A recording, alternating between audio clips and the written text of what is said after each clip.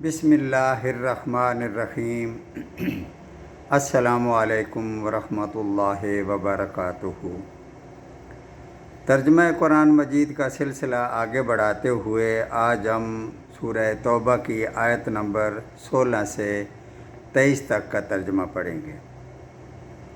دوستوں اور بزرگوں، میں نے کبھی نہیں کہا کہ میری ویڈیو کو لائک کریں یا سبسکرائب کریں، لیکن اتنی گزارش ضرور کروں گا کہ جس کے پاس یہ ویڈیو پہنچ جاتی ہے، خدا را 3-4 منٹ اللہ تعالیٰ کا کلام سننے میں وقف ضرور کر دیا کریں۔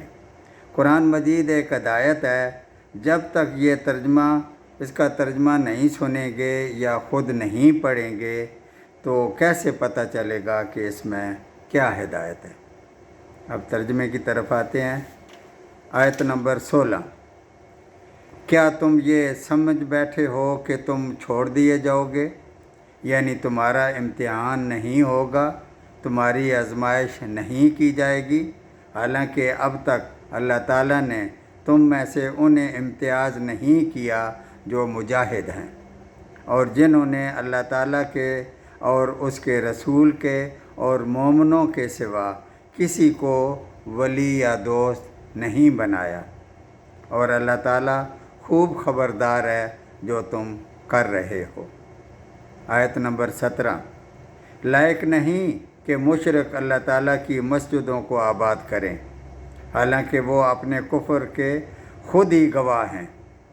ان کے اعمال غارت ہیں اور وہ دائمی طور پر جہنمی ہیں۔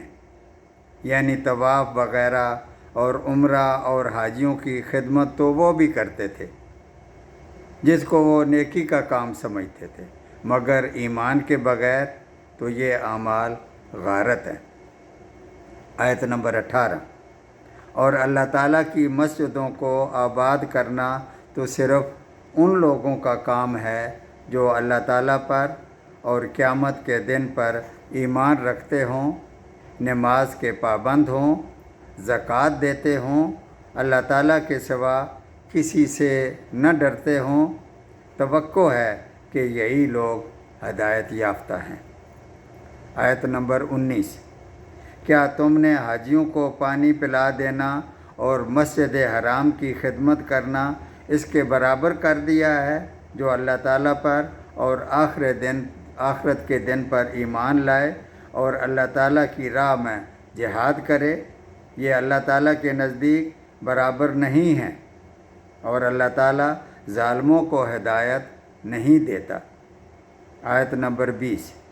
جو لوگ ایمان لائے، ہجرت کی اور اللہ تعالیٰ کی راہ میں اپنے مال اور اپنی جان سے جہاد کیا، وہ اللہ تعالیٰ کے نزدیک بہت بڑے مرتبہ والے ہیں، اور یہی لوگ مراد پانے والے ہیں۔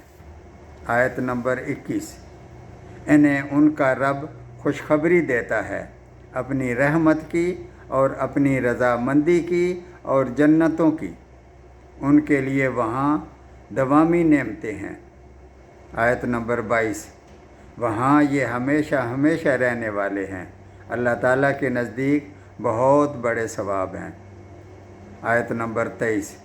اے ایمان والو، اپنے باپوں اور اپنے بھائیوں کو دوست نہ بناؤ اگر وہ کفر کو ایمان سے زیادہ عزیز رکھیں۔